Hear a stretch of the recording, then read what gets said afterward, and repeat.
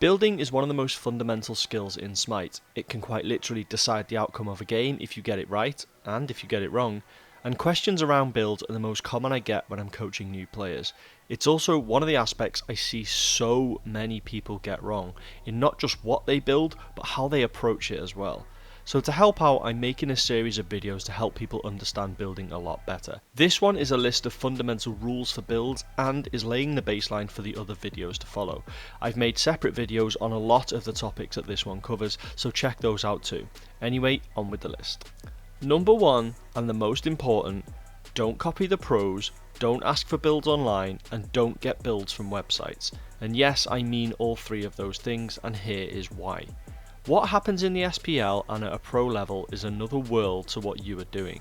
Players have different play styles, and a build that works for an aggressive professional player may not work if you are a defensive one. Similarly, asking for builds online, 80% of the time you will get a build that worked for someone once in a situation that was applicable to that game only.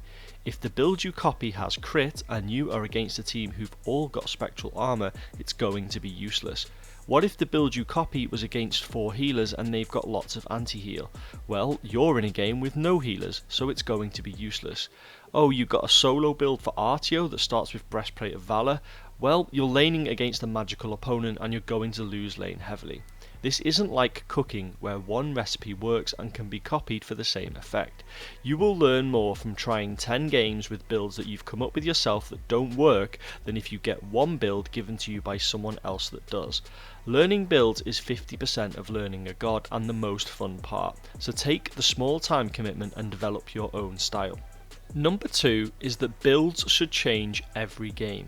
No 2 games are the same, no 5 opponents are the same, and no 4 allies are the same. If you are building the exact same items every game purely because it worked before, then you're making a mistake. Every item you buy, you should know why you are getting it. And yes, some games your builds will be exactly the same because that's what the situation requires. Then yes, it is the correct thing to do, fine. But never go into autopilot and just buy an item unless you know why it's being bought. Ask yourself this before buying any item. Does it counter an opponent? Does it increase my own strengths? Does it help my team in an area they need it? If the answer is yes to one of those, then you are likely buying the correct item. Stick to these rules and it will help you learn how to build gods. Now let's move on to some more fundamental rules around items. So, if you are planning on getting a stacking item, make sure that you get it early. You don't want to be stacking an item 20 minutes into the game. Transcendence, Devourer's Gauntlet, Soul Eater, Warlock Staff, Book of Thoth, these require 50 or above stacks. Do not leave it too late. Power curves are really important in Smite. Stacking items gives a lot of reward, but it takes time to get there. That's why you do it early, to be fully stacked for as long as possible. Next up is one of the personal bugbears of mine. If the enemy has a healer, buy anti-heal. It doesn't matter what your role is, there is an anti-heal item in every single section of the store. There's defensive ones, offensive ones, auto-attack based ones, ability based ones, and even relics. There should be a spot in every single build for anti-heal. Seriously, the amount of games I see where one team has healers or gods with lifesteal and the opponent has bought 0 anti-heal is mystifying to me. You have to get it, no exceptions.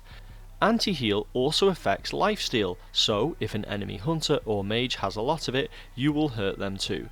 Don't neglect anti-heal. Next up is to get flat penetration early and percentage penetration late to maximise your damage output. I won't go too much into this because I've already made a separate video on penetration in Smite and how it works, but flat penetration does more damage early but falls off late, and the reverse is true for percentage penetration. You're not going to get much out of it early game, but late game it's essential.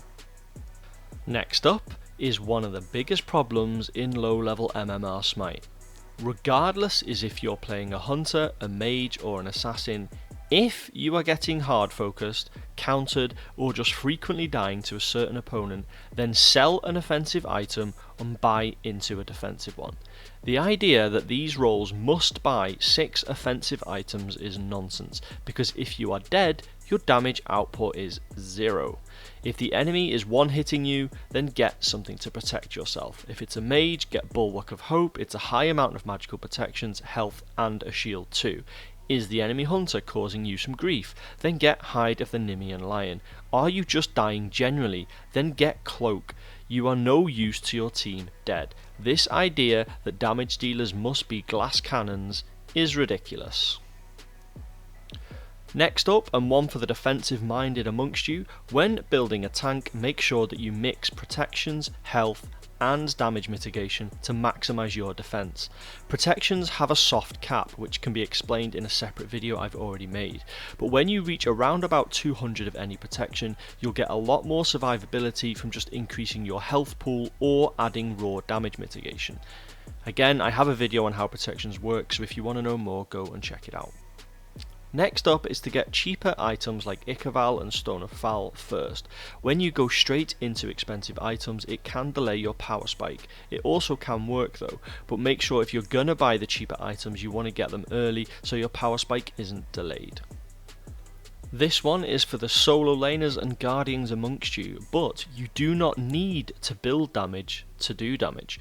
I see a lot of people buy offensive items on solo laners, which is fine in many circumstances, but being alive and harassing the enemy team and drawing focus away from your backline, allowing your mages, hunters and assassins to stay alive, will increase the damage output of your team massively more than a single Jotun's Wrath you have bought. Survivability equals damage. If you're gonna be a tank, be the tankiest tank you can be.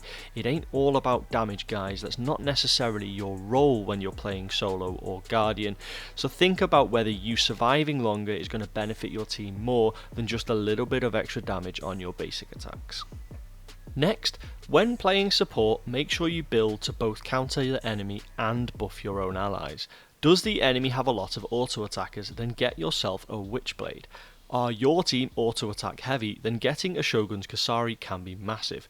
If you have an Erlang Shen jungle, a Kronos mid and a Rama in ADC, then one Shogun's Kasari increases all of their attack speed by 30%. Now when this is their main source of damage, you're effectively boosting your team's damage output by 30% against objectives. Basically be smart. I think supports have some of the most freedom in their builds in all of Smite, and you really can have fun with it. So look what's on the enemy team, look what's on your team and just build to counter and buff. Next up is to buy wards, and yes, I'm including wards as part of a build guide because they should be a cornerstone of every single build. I can't stress it enough.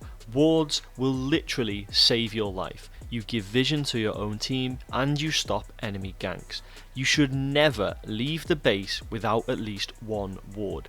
Make it a habit that you pick them up. I promise you, the biggest difference between low, mid and high MMR games of Smite is always in the amount of wards placed. Next is to be wary of the soft and hard caps that exist on stats. Cooldown has a hard cap at 40%, which means that you cannot get any more than that. Protections and movement speed have a soft cap, which means that you get less of an effect from further investment into them. There's only a few stats that fall into this category that can be realistically overcapped, so learn what they are and be wary of investing too much into something. Again, a guide on every stat individually can be found on this channel. Finally, and something that was thrown in upon request at the last minute, MP5 and HP5 are stats that control your regeneration of health and mana. They are very useful early in the game in the laning phase, but not so useful late. So if you want to invest into them, make sure you pick them up sooner rather than later, as later on in the game you will likely have a large mana and health pool anyway. So that brings us to a close. As I mentioned, this will be the first in a series on building fundamentals, and this is just to lay down a baseline and put some rules in place. More in-depth videos will follow in the coming days. Thanks very much for watching.